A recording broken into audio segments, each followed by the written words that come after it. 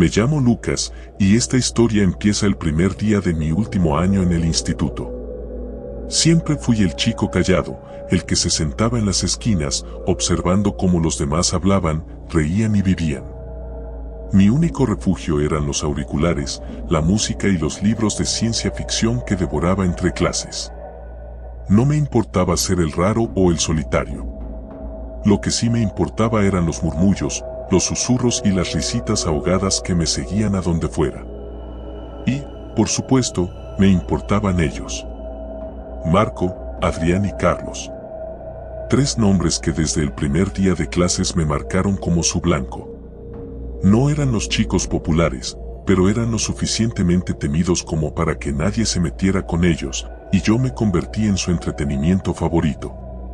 No hacía falta mucho para provocarlos, que tropezara con mis propios pies, que llevara la camiseta mal puesta o que simplemente existiera. Todo era motivo suficiente para que los chistes, las burlas y los empujones me siguieran día tras día. Este año, sin embargo, algo cambió. Todo empezó cuando nos mudamos de edificio. El instituto viejo estaba en remodelación, así que trasladaron las clases a una construcción antigua, un viejo orfanato que había cerrado décadas atrás. Era grande y oscuro, con pasillos interminables y ventanas cubiertas de polvo. Lo peor era la atmósfera. Desde el primer momento en que pisé el lugar, sentí un escalofrío que me recorrió la espalda. Algo en ese edificio no estaba bien. La primera semana en el nuevo instituto pasó relativamente tranquila. Marco y su grupo me lanzaban comentarios crueles de vez en cuando, pero nada fuera de lo normal. Pero luego, empezaron a suceder cosas extrañas. Un lunes, mientras estaba en el baño durante el descanso, escuché cómo la puerta se cerraba de golpe. No le di mucha importancia, pensando que era el viento o alguien que la había dejado mal cerrada. Sin embargo, cuando intenté abrirla para salir, estaba completamente bloqueada. Giré el pomo varias veces, pero no se movía. El silencio era inquietante. Sentía mi corazón latir más fuerte con cada segundo que pasaba. Fue entonces cuando lo escuché. Al principio, pensé que eran voces, susurros lejanos. Pero pronto me di cuenta de que no era ninguna conversación. Era más como una risa débil, ahogada, que resonaba en las paredes. «¿Hay alguien ahí?», grité, pero mi voz sonó tan frágil y pequeña en ese espacio cerrado. La risa se apagó, y de repente, la puerta se abrió como si nunca hubiese estado cerrada. Salí corriendo, sin mirar atrás. Pensé en contarlo, pero sabía lo que dirían. Me acusarían de estar inventando cosas o, peor aún, usarían esa historia en mi contra. Así que me lo guardé, intentando convencerme de que todo había sido mi imaginación. Pero no fue la última vez que me enfrenté a lo inexplicable en ese lugar.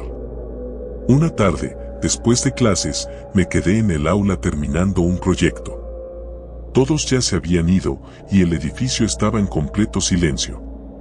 El reloj marcaba las 5 de la tarde, y el sol ya comenzaba a bajar. Me apresuré para terminar y evitar quedarme más tiempo allí. Fue entonces cuando, de repente, la luz del aula comenzó a parpadear. El parpadeo se volvió constante, hasta que la bombilla estalló, dejándome en penumbras. Me quedé paralizado por un momento, intentando asimilar lo que acababa de pasar, cuando escuché pasos en el pasillo. Pero no eran los típicos pasos rápidos de alguien que caminaba con prisa. Eran lentos, arrastrados, como si alguien estuviera deslizándose por el suelo. Me asomé por la puerta, y lo vi. A lo lejos, en el extremo del pasillo, una figura oscura se movía lentamente hacia mí. Era apenas un borrón en la penumbra, pero lo suficiente como para que el miedo me invadiera. «Hola», llamé, esperando una respuesta. Pero la figura no dijo nada. Simplemente seguía acercándose, paso a paso. Me congelé, incapaz de moverme. La figura seguía acercándose, y cada paso que daba parecía resonar en todo el edificio. Cuando estaba a unos pocos metros de mí, finalmente pude reaccionar. Corrí, sin mirar atrás, sin detenerme a pensar. salí del instituto y no me detuve hasta llegar a mi casa. Esa noche no pude dormir. Cada vez que cerraba los ojos, veía la figura en el pasillo, moviéndose lentamente hacia mí. Intenté convencerme de que todo había sido una ilusión, que mi mente me había jugado una mala pasada. Pero en lo profundo, sabía que había algo más. Algo estaba mal en ese edificio. Los días siguientes, traté de evitar quedarme solo en el instituto. Pero no pude evitar escuchar las conversaciones de los demás estudiantes. Algunos hablaban de luces que parpadeaban, de puertas que se cerraban solas o de sombras que parecían moverse en las esquinas de su visión. Nadie lo decía en serio, como si fuera una especie de chiste macabro. Pero yo sabía que no era una broma. Una tarde, mientras caminaba hacia la salida, vi a Marco y su grupo esperándome. Como de costumbre, me interceptaron y comenzaron a burlarse. Me empujaron y me hicieron tropezar, pero algo en ese momento fue diferente. Mientras me levantaba del suelo, vi algo detrás de ellos. En el fondo del pasillo, la misma figura oscura que había visto antes. El miedo me paralizó de nuevo, pero esta vez no fue solo por la figura. Marco y los demás no parecían notar nada. Seguían riéndose y empujándome, como si no hubiera nada detrás de ellos. Pero la figura seguía acercándose, y con cada paso que daba, las luces del pasillo se apagaban, una por una. «Miren», les grité, señalando a la figura. Pero ellos solo se rieron más fuerte. «¿Qué? ¿Te asustaste de tu propia sombra?», se burló Adrián. Traté de correr, pero Carlos me empujó contra la pared, riendo. Fue en ese momento cuando la figura llegó hasta nosotros. Se detuvo justo detrás de Marco, y por primera vez, pude ver su rostro. Era pálido, casi transparente, con ojos vacíos y una sonrisa torcida que no pertenecía a este mundo. Estaba tan cerca de Marco que parecía que lo podía tocar. Quise advertirle, pero las palabras no salían de mi boca. Sentí como si el aire se hubiera vuelto espeso, imposible de respirar. Y entonces, la figura lo tocó. No sé cómo explicarlo, pero Marco cambió en ese momento. Su rostro se congeló, sus ojos se abrieron desmesuradamente y todo el color de su piel se desvaneció. Cayó al suelo, convulsionando, mientras Adrián y Carlos gritaban, intentando entender qué estaba pasando. Yo solo podía mirar, paralizado por el terror. La figura desapareció, como si nunca hubiera estado allí, y las luces del pasillo se encendieron de nuevo. Marco seguía en el suelo, pero ya no se movía. Adrián y Carlos lo sacudían, pero no reaccionaba. Me alejé lentamente, sin entender del todo lo que había ocurrido. No me quedé para ver qué hacían los demás. Simplemente me fui, corriendo una vez más. Los días siguientes fueron un caos. Marco fue llevado al hospital, y aunque no dijeron nada públicamente, supe que algo dentro de él se había roto. Nunca volvió al instituto, y Adrián y Carlos comenzaron a evitarme, como si temieran que algo similar les sucediera. Yo, por mi parte, dejé de intentar entender lo que había pasado. Algo en ese edificio estaba mal, y no quería descubrir qué era. Solo quería terminar el curso y salir de allí lo antes posible. Pero la figura no me dejó en paz. La veía en cada esquina, en cada pasillo. No importaba cuán rápido corriera o cuánto intentara evitarla. Siempre estaba allí, observándome, acercándose, paso a paso. Nunca supe por qué me eligió a mí, ni qué era exactamente. Pero lo que sí sé es que no se detendrá hasta que termine lo que empezó. Y tengo miedo de que, cuando lo haga, yo sea el siguiente.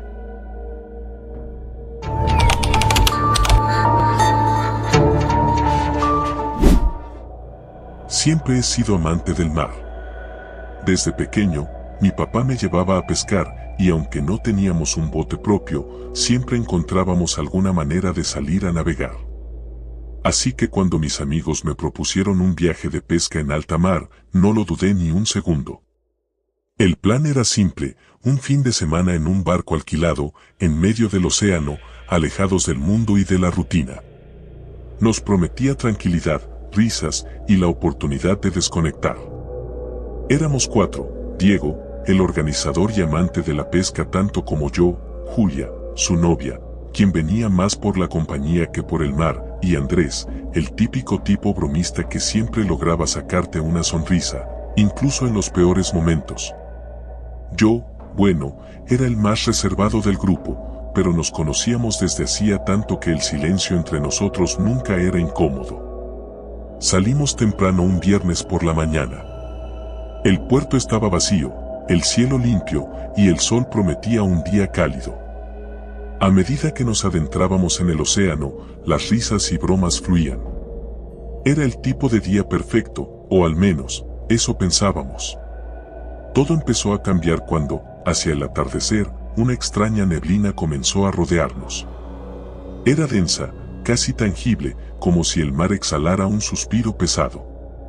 Diego trató de encender el radar para orientarnos, pero la pantalla solo mostraba estática. Es raro, dijo, frunciendo el ceño.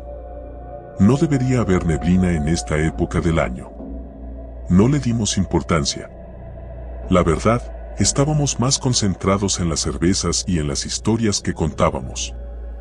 A medida que la neblina se hacía más espesa, nos dimos cuenta de que habíamos perdido el horizonte. No podíamos ver a más de unos metros alrededor del barco. Tal vez deberíamos regresar, sugirió Julia, inquieta, mirando el cielo que, pese a la neblina, aún estaba despejado. Solo es un poco de niebla. Además, estamos en medio del océano, no hay nada de qué preocuparse, respondió Diego, intentando calmarla. Entonces, de la nada, una sacudida estremeció el barco. Algo había golpeado el casco con tal fuerza que casi nos tiró a todos al agua. ¿Qué demonios fue eso?, gritó Andrés, agarrándose de la barandilla. Corrimos hacia el borde del barco, pero no había nada. El agua estaba tan tranquila como siempre, ni una ola, ni un pez, nada. El silencio era perturbador, solo el suave golpeteo del agua contra el casco rompía la quietud. Debe haber sido un tronco o algo así, dijo Diego, aunque no sonaba muy convencido. ¿Un tronco? En medio del océano, sin corriente visible, Andrés no terminó la frase, pero todos sabíamos lo que estaba insinuando. Algo no estaba bien. Las horas pasaron y la niebla no se disipaba. El motor del barco falló poco después del impacto, dejándonos a la deriva. Diego intentó encenderlo varias veces sin éxito, y por alguna razón, ninguno de nosotros logró captar señal en nuestros teléfonos. Estábamos completamente incomunicados. No me gusta esto, murmuró Julia mientras miraba el horizonte inexistente. Tranquila, le dije. En cuanto pase la niebla, recuperaremos el rumbo. Mentía. Yo también empezaba a sentir el peso de la incertidumbre. Algo, muy en el fondo, me decía que esta niebla no era natural. Cuando la noche cayó, la oscuridad fue absoluta. La niebla, en vez de desvanecerse, parecía absorber cualquier rayo de luz. Ni siquiera podíamos ver las estrellas. Diego, siempre tan racional, comenzó a perder la calma. No podemos quedarnos aquí. Si el motor no funciona, habrá que usar las bengalas. No quiero asustarte, pero las bengalas no están, dijo Andrés, revisando la caja vacía. ¿Qué demonios dices? Las traje, yo las vi cuando abordamos. Revisamos el bote una y otra vez, pero las bengalas no estaban. Algo había pasado, algo que no lograba explicarme, pero que me llenaba de un temor irracional. Esa noche, decidimos turnarnos para vigilar. Yo me ofrecí para el primer turno. Me senté en la proa, envuelto en una manta, mirando hacia la nada. El silencio era ensordecedor. Cada pequeño sonido del barco resonaba como un trueno en medio de aquella quietud antinatural. Pasaron unas horas antes de que algo llamara mi atención. Era un leve chapoteo en el agua, suave, pero constante. Me acerqué al borde del barco y miré hacia abajo. En la negrura del océano, distinguí una forma. Al principio, Pensé que era un pez o algún tipo de animal marino, pero a medida que mis ojos se adaptaban a la oscuridad, me di cuenta de que no era un animal. Era una mano. El terror me congeló. Parpadeé, tratando de convencerme de que estaba viendo mal, pero no. Era una mano humana, emergiendo del agua como si alguien estuviera flotando justo debajo de la superficie.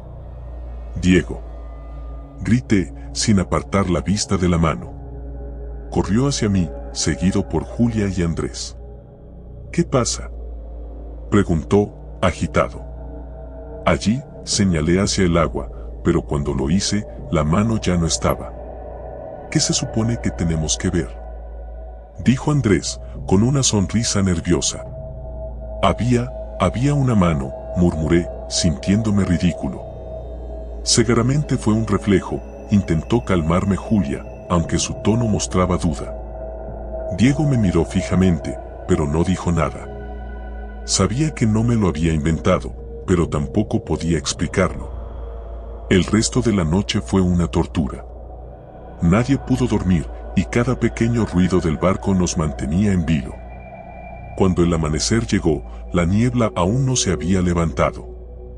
Peor aún, la marea nos había arrastrado más lejos de donde habíamos anclado. Estábamos completamente perdidos. El segundo día fue peor. El agua potable empezaba a agotarse, y las reservas de comida no durarían mucho. Diego trató de arreglar el motor durante horas, pero parecía inútil. Julia lloraba en silencio, abrazada a Andrés, y yo no podía dejar de pensar en esa mano. Hacia el mediodía, algo más ocurrió. Mientras revisaba las cajas en busca de herramientas, encontré una cuerda gruesa que no recordaba haber visto antes. Era vieja, desgastada y húmeda, como si hubiera estado sumergida en agua durante mucho tiempo. Y lo peor era que estaba atada alrededor de una de las cajas de provisiones, como si alguien la hubiera colocado allí deliberadamente. No le dije nada a los demás. No quería causar más pánico. Pero empecé a sentir una presencia, algo o alguien que estaba con nosotros en ese barco, en la niebla, observándonos. Y sabía que no éramos bienvenidos. Esa noche, el sonido volvió. Esta vez, más fuerte. Chapoteos constantes alrededor del barco, como si algo estuviera nadando en círculos. Todos lo escuchábamos. Nadie dijo una palabra. Nos reunimos en la cubierta, con las linternas apuntando hacia el agua, pero la neblina hacía imposible ver más allá de un par de metros. De repente, el barco se sacudió violentamente. Algo lo había golpeado de nuevo, con más fuerza que la primera vez. Julia gritó, y Diego corrió hacia la cabina, buscando cualquier herramienta que pudiera usar como arma. Andrés y yo nos quedamos en la cubierta, tratando de averiguar qué estaba pasando. Y entonces lo vimos. Una figura emergió del agua, lenta y deliberadamente. Su piel era grisácea, hinchada por el agua, y sus ojos estaban completamente blancos. No podía ser humano, no después de tanto tiempo en el agua, pero ahí estaba, aferrándose al borde del barco, con la misma mano que había visto la noche anterior. «Andrés», grité, pero él ya había visto la figura. «No puede ser», murmuró, paralizado.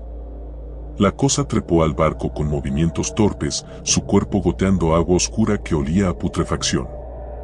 Su boca, que al principio parecía cerrada, se abrió de golpe, mostrando una hilera de dientes afilados, demasiado largos para ser humanos. Corrí hacia la cabina, gritando por Diego. Cuando llegué, lo encontré forcejeando con una pistola de bengalas que había sacado de algún lugar. Antes de que pudiera advertirle, una segunda figura emergió del agua, esta vez en el otro lado del barco. Estábamos rodeados. El resto de la noche fue un caos. Las criaturas atacaban con una ferocidad inhumana, arrastrándonos hacia el borde del barco. Disparé la bengala, pero no les hizo daño. Eran incansables, interminables. Cada vez que una caía, otra aparecía en su lugar. Al final, lo único que quedó fue el sonido del agua golpeando suavemente el casco. El amanecer nunca llegó. La niebla seguía envolviéndonos y el barco se balanceaba suavemente en una marea que parecía habernos olvidado. Yo era el único que quedaba.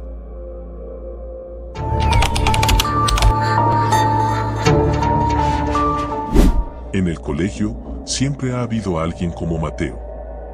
Ese chico que parece tenerlo todo, amigos, buen aspecto y una popularidad que, de alguna manera, lo mantiene por encima de los demás. Lo que nadie veía es que detrás de todo eso había algo podrido, algo que solo yo conocía.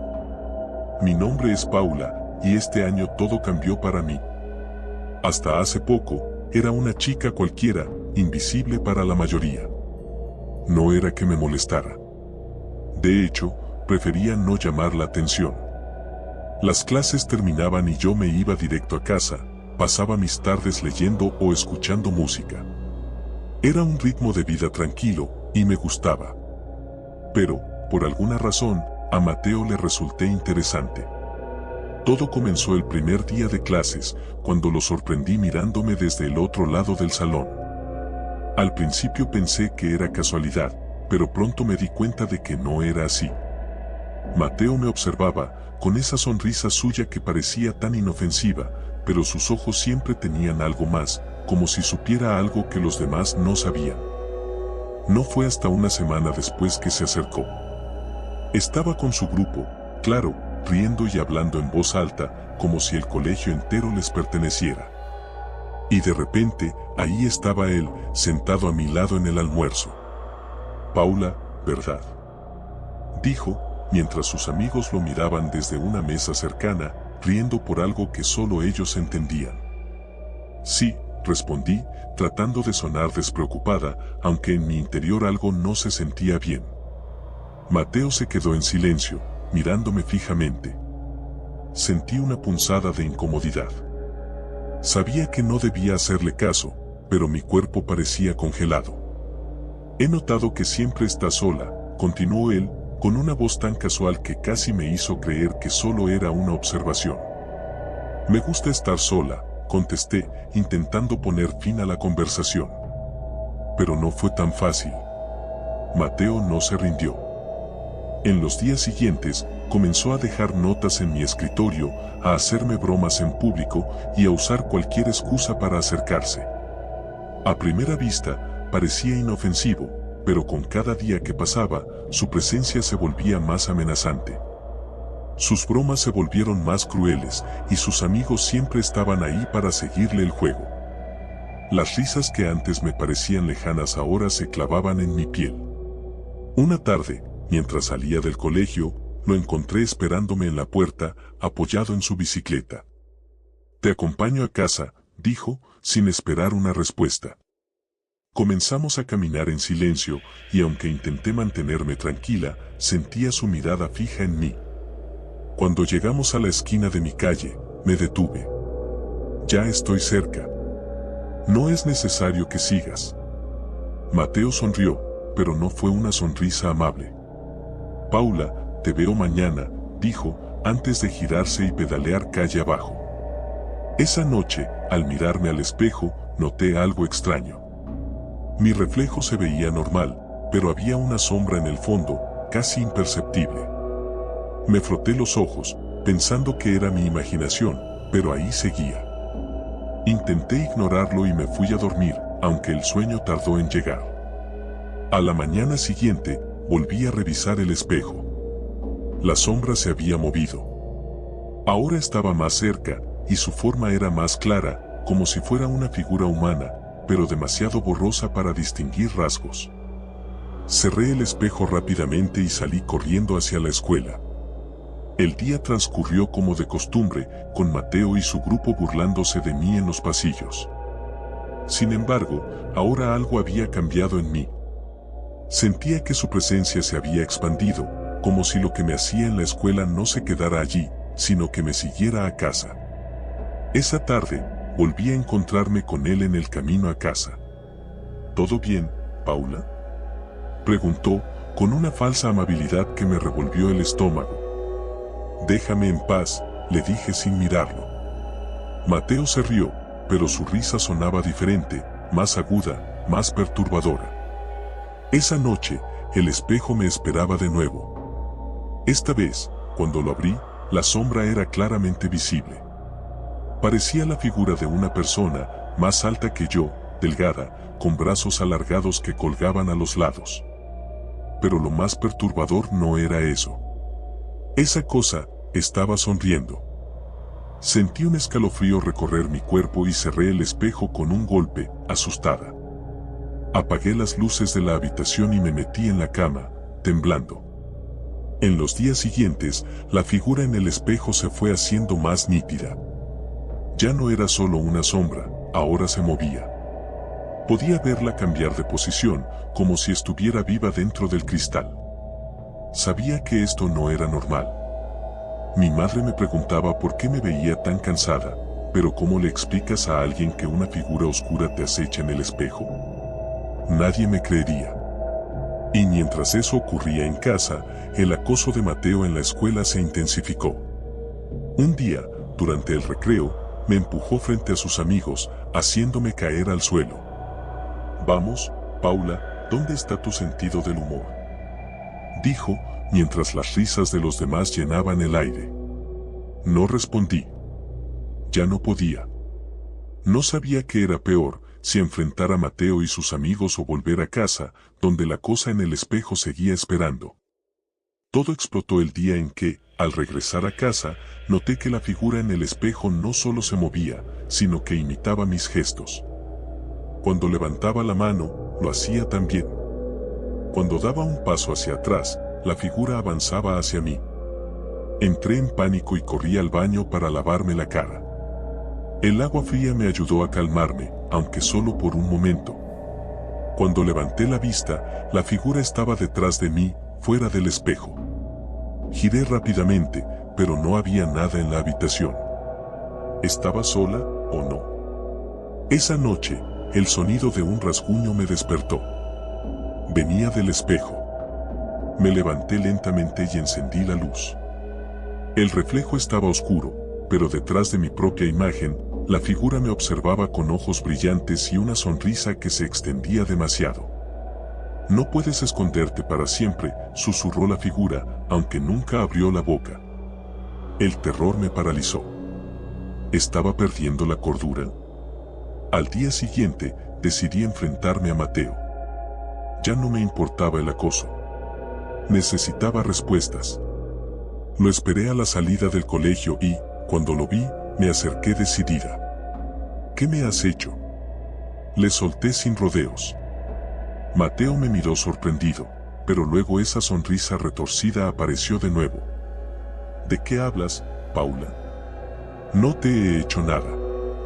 Pero algo en sus ojos me decía lo contrario. Algo oscuro, maligno. «Tú sabes lo que está pasando», insistí, mi voz temblando. Mateo solo se rió y se fue. Esa noche, volví a enfrentarme al espejo. La figura estaba ahí, más clara que nunca. Se movía lentamente, y esta vez, sus manos comenzaron a presionar el cristal desde el otro lado. Grité y golpeé el espejo, pero no pasó nada. La figura se detuvo, inclinando la cabeza, como si estuviera estudiándome. Y entonces lo entendí. Esa cosa en el espejo no era solo una manifestación de mi miedo. Era algo más. Algo que Mateo había despertado. Él no solo me acosaba. Me estaba hundiendo en una pesadilla que no podía controlar. El último día en el colegio fue diferente.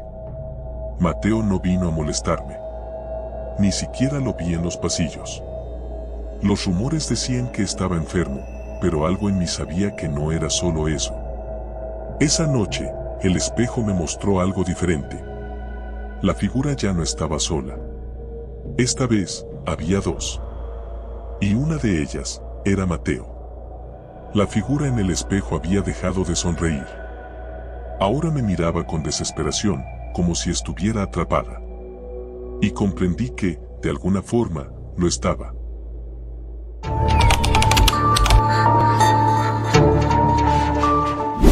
Me llamo Sara, y soy la chica que siempre pasa desapercibida en el instituto. Lo prefiero así. O lo prefería. No soy particularmente bonita, ni atlética, ni la más lista de la clase. Simplemente soy yo. No me meto con nadie y, en teoría, nadie debería meterse conmigo. Pero no es así. Todo comenzó el segundo año de instituto, cuando entró un chico nuevo, Adrián. Alto, con una sonrisa perfecta y una confianza que llenaba cualquier habitación. Era el tipo de persona que, con solo estar allí, hacía que otros le siguieran. Y con él llegó una pandilla de seguidores incondicionales. De inmediato, Adrián se fijó en mí, pero no de la manera en que cualquier chica de 16 años desearía. Recuerdo la primera vez que me humilló en público. Estaba en el pasillo, buscando algo en mi taquilla, cuando sentí que algo me golpeaba en la espalda.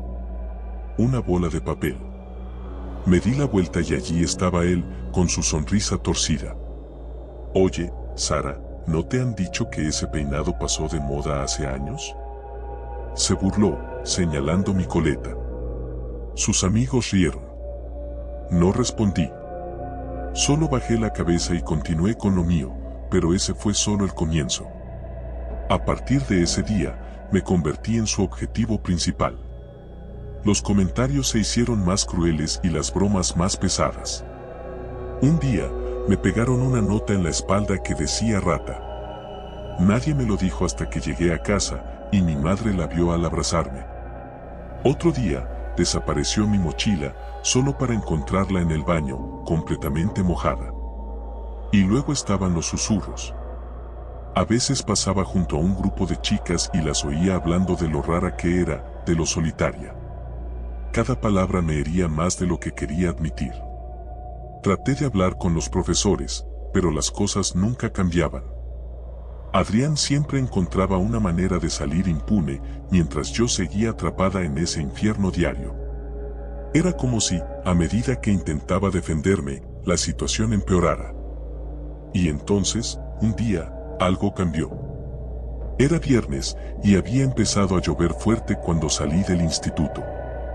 Caminaba hacia casa con la capucha de mi sudadera puesta, intentando evitar que el agua me empapara. De repente, escuché el sonido de un coche acercándose. Lo reconocí de inmediato, era Adrián y su grupo. Sin decir nada, aceleré el paso, pero ya era demasiado tarde. El coche redujo la velocidad junto a mí. La ventana del pasajero se bajó y Adrián, con su sonrisa burlona de siempre, me miró desde dentro.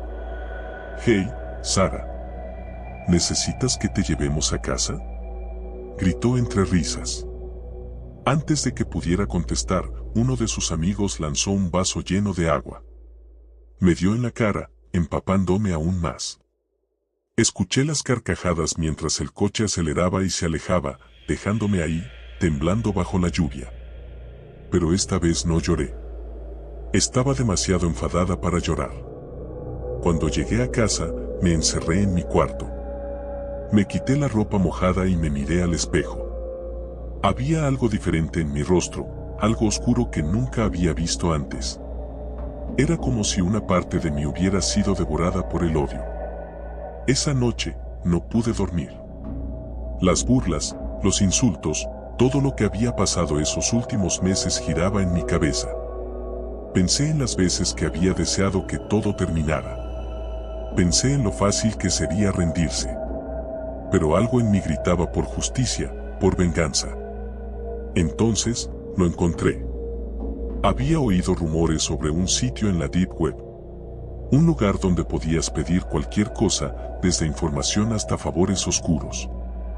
Lo busqué. Pasé horas navegando por sitios turbios, hasta que llegué a uno que me ofreció lo que necesitaba, venganza. No había nombres, solo instrucciones. Dejé un mensaje simple: quiero que el sufrimiento termine. Me dieron una respuesta al día siguiente: lo tendrás. Pero todo tiene un precio. Acepté sin pensarlo. Estaba demasiado cegada por la rabia. Al principio, no pasó nada. Los días continuaron como siempre, con Adrián y su grupo haciéndome la vida imposible. Hasta que un lunes, él no apareció en el instituto. Ni el martes. Nadie sabía dónde estaba.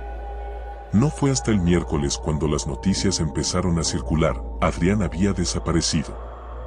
En lugar de sentir alivio, comencé a sentir miedo. No entendía lo que estaba pasando, pero no podía evitar pensar que todo esto era por lo que había hecho. Intenté entrar nuevamente al sitio en la Deep Web, pero ya no estaba. Como si nunca hubiera existido. El jueves, Adrián volvió al instituto. Pero algo en él había cambiado. Sus ojos, antes llenos de confianza y arrogancia, ahora estaban apagados. No hablaba, no se reía. Solo caminaba por los pasillos en silencio, con una mirada perdida. Esa misma tarde, fui al baño antes de salir del instituto. Mientras me lavaba las manos, escuché un sonido. Era un susurro, apenas audible, pero claro como el agua. Sara. Me congelé. No había nadie más en el baño. El sonido se repitió, esta vez más fuerte. Sara. Giré sobre mis talones, esperando ver a alguien, pero el baño seguía vacío. El miedo me invadió. Salí corriendo, casi chocando con una de las profesoras en el pasillo. Mi corazón latía con fuerza, y el eco de aquel susurro seguía resonando en mi cabeza. Esa noche, no pude dormir. Algo iba terriblemente mal, lo sentía en cada fibra de mi ser. Al día siguiente, Adrián no apareció en el instituto. De nuevo. Los rumores comenzaron a correr rápidamente. La gente decía que lo habían visto deambulando por las calles cerca de su casa, susurrando cosas incomprensibles, como si hablara con alguien invisible. Otros decían que lo escuchaban llorar por las noches, como si estuviera sufriendo de una manera que nadie entendía. Una semana después, su familia lo ingresó en un hospital psiquiátrico. Decían que había perdido la cordura, que hablaba de sombras que lo seguían, de voces que no lo dejaban en paz. Decía que ellos lo habían encontrado y que ahora no podía escapar. Me sentí horrorizada. No había querido esto. Solo quería que todo terminara, pero nunca imaginé que las cosas llegarían tan lejos. Intenté olvidar lo sucedido, dejarlo atrás, pero los susurros comenzaron a perseguirme también. Al principio, eran solo ecos lejanos, en los pasillos vacíos del instituto o en los rincones oscuros de mi habitación. Pero pronto comenzaron a aparecer más frecuentemente, como si algo o alguien me estuviera acechando. Una noche, mientras intentaba dormir, los susurros se convirtieron en gritos. Me desperté de un sobresalto y, al mirar hacia la esquina de mi habitación, vi una figura oscura, observándome desde las sombras. Mi corazón se paralizó. No era humano, ni siquiera una sombra. Era algo más, algo indescriptible. Salté de la cama y encendí la luz, pero la figura ya no estaba. Pasé el resto de la noche despierta, con las luces encendidas, pero el miedo no desapareció. Sabía que aquello que había visto volvería. No podía decírselo a nadie. ¿Quién me creería? Lo único que podía hacer era esperar y temer. Ahora, mientras escribo esto, los susurros son más fuertes que nunca. Siento que algo se acerca, y no sé cuánto tiempo me queda antes de que me encuentren, como lo hicieron con Adrián.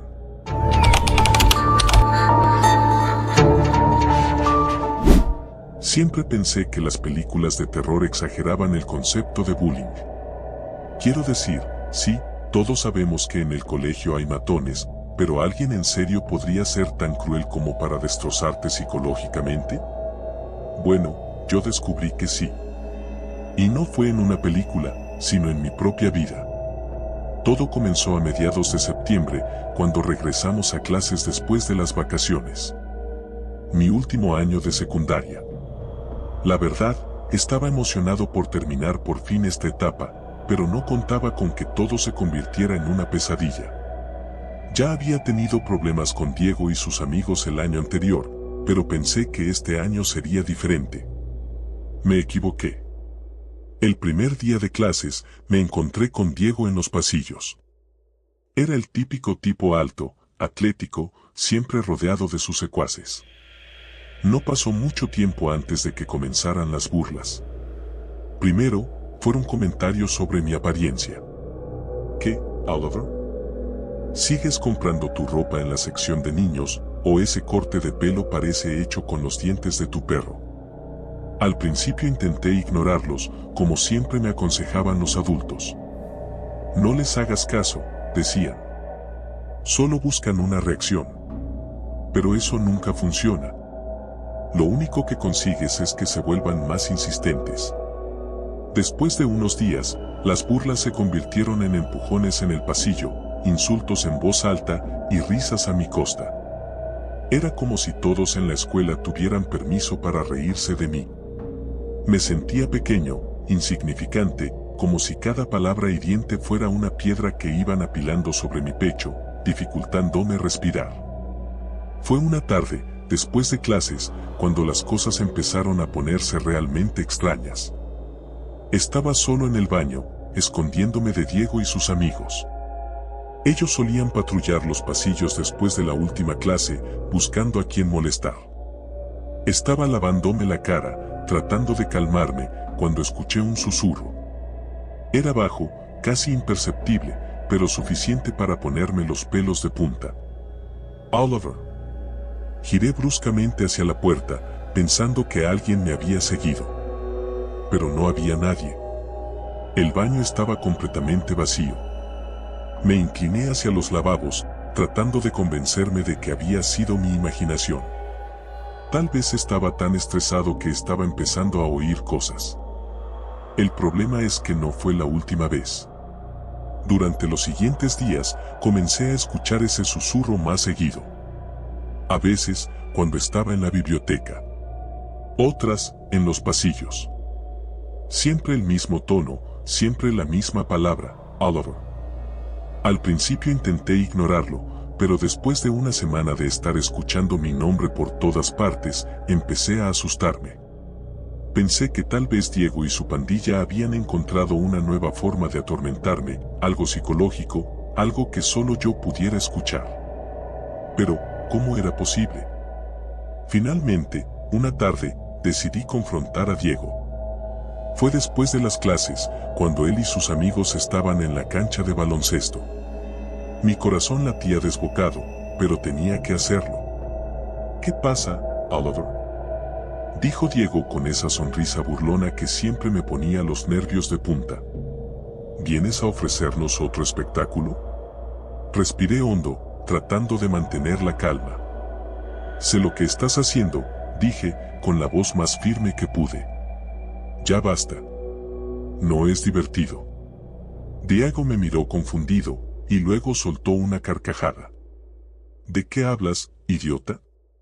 El susurro, dije, apretando los puños. Sé que eres tú. Sé que de alguna forma estás haciendo que lo escuche. La risa de Diego cesó abruptamente. Su rostro, por primera vez en años, parecía genuinamente desconcertado. ¿Qué susurro? Su reacción me descolocó. Estaba seguro de que ellos estaban detrás de todo, pero Diego parecía sinceramente confundido. Eso me hizo sentir aún peor. Sin decir una palabra más, di media vuelta y me fui. Lo último que escuché fue la risa burlona de uno de sus amigos. Esa noche, en casa, no pude dejar de pensar en lo que había pasado. ¿Y si realmente no eran ellos? ¿Qué era entonces? A medianoche, mientras trataba de dormir, el susurro volvió. Esta vez, sin embargo, no era un simple Oliver. Fue más largo, más profundo, como si la voz viniera de un lugar oscuro y lejano. Oliver, ven conmigo. Salté de la cama, encendiendo la luz de inmediato. Mi corazón martillaba en mi pecho, y mis manos temblaban. Miré a mi alrededor, buscando la fuente del sonido, pero el cuarto estaba vacío. El silencio en la habitación era ensordecedor. Me quedé despierto el resto de la noche, sentado en la cama, con los ojos clavados en la puerta. No sé en qué momento me quedé dormido, pero al despertar por la mañana, había decidido que no podía seguir así. Necesitaba saber qué estaba pasando. Al día siguiente, fui a la escuela con una sensación de vacío en el estómago. Todo parecía normal, pero sentía que el mundo a mi alrededor estaba ligeramente distorsionado, como si hubiera algo más allá de la superficie de la realidad. Durante las clases, no podía concentrarme. Cada pequeño ruido me hacía saltar, esperando oír ese maldito susurro de nuevo. Fue después del almuerzo cuando todo se desmoronó. Estaba en la biblioteca, escondido entre los estantes, cuando lo escuché otra vez. Oliver, ven conmigo. Esta vez, la voz no era un simple susurro. Era clara, profunda, y resonaba en mi cabeza como un eco interminable. Cerré los ojos, deseando que desapareciera. Pero en lugar de eso, sentí una presión en el pecho, como si algo invisible estuviera empujándome hacia el suelo. Abrí los ojos y lo vi. Frente a mí, entre las sombras de los estantes, había una figura. No era humana, no completamente. Era alta, con extremidades alargadas y desproporcionadas. Su rostro estaba envuelto en sombras, pero pude distinguir unos ojos, o lo que parecían ser ojos, brillando en la oscuridad. No podía moverme. Estaba paralizado por el miedo. La figura se acercó lentamente, cada paso resonando en el silencio de la biblioteca. Traté de gritar, pero no salió ningún sonido de mi garganta. Solo podía observar, impotente, mientras esa cosa se inclinaba hacia mí. Oliver. Sentí su aliento helado en mi rostro, y todo se desvaneció. Cuando desperté, estaba tirado en el suelo de la biblioteca, solo. No sabía cuánto tiempo había pasado, pero el lugar estaba desierto. Me levanté con dificultad, tambaleándome hasta la salida. Mi mente estaba nublada, confundida. ¿Había sido real? ¿O solo un sueño? Los días siguientes fueron una espiral de paranoia. Ya no solo escuchaba el susurro, sino que comenzaba a ver sombras moviéndose a mi alrededor. En los pasillos, en las ventanas, incluso en casa. Mi mamá me preguntó si estaba bien, y le mentí, diciéndole que solo estaba cansado. ¿Cómo podría explicarle lo que estaba pasando sin sonar completamente loco? El clímax de todo esto llegó una noche. Estaba en mi cuarto, tratando de mantener la mente ocupada con un videojuego, cuando sentí que el ambiente en la habitación cambió de golpe. El aire se volvió denso, opresivo, y un escalofrío recorrió mi espalda. El susurro volvió, pero esta vez, no venía de una esquina lejana. Estaba justo detrás de mí. Giré lentamente en la silla, y lo vi de nuevo. La figura alta y deformada estaba de pie en el umbral de mi puerta, observándome. Sus ojos brillaban en la penumbra, y su boca, si es que podía llamarse boca, se torció en lo que parecía una sonrisa. Ven conmigo, Oliver. Esta vez, su voz no era un susurro. Era un mandato, una orden. Sentí que algo en mi interior se rompía. Ya no podía luchar. Mi cuerpo se levantó de la silla, moviéndose por sí solo hacia la figura. Pero antes de que pudiera alcanzarla, escuché algo. Un grito. Era mi propia voz, pero no era yo quien lo había emitido. El sonido desgarró el silencio, y la figura retrocedió, desvaneciéndose en las sombras. Me desplomé en el suelo, sollozando, sin saber qué hacer. Al día siguiente, decidí contarle a alguien lo que me estaba pasando. No podía seguir guardando todo esto dentro. Fui a ver al consejero de la escuela, pero en cuanto comencé a hablar, supe que no me creía.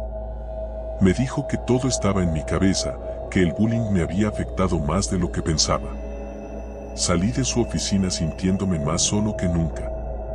Esa noche, mientras estaba en mi cuarto, escuché el susurro una vez más.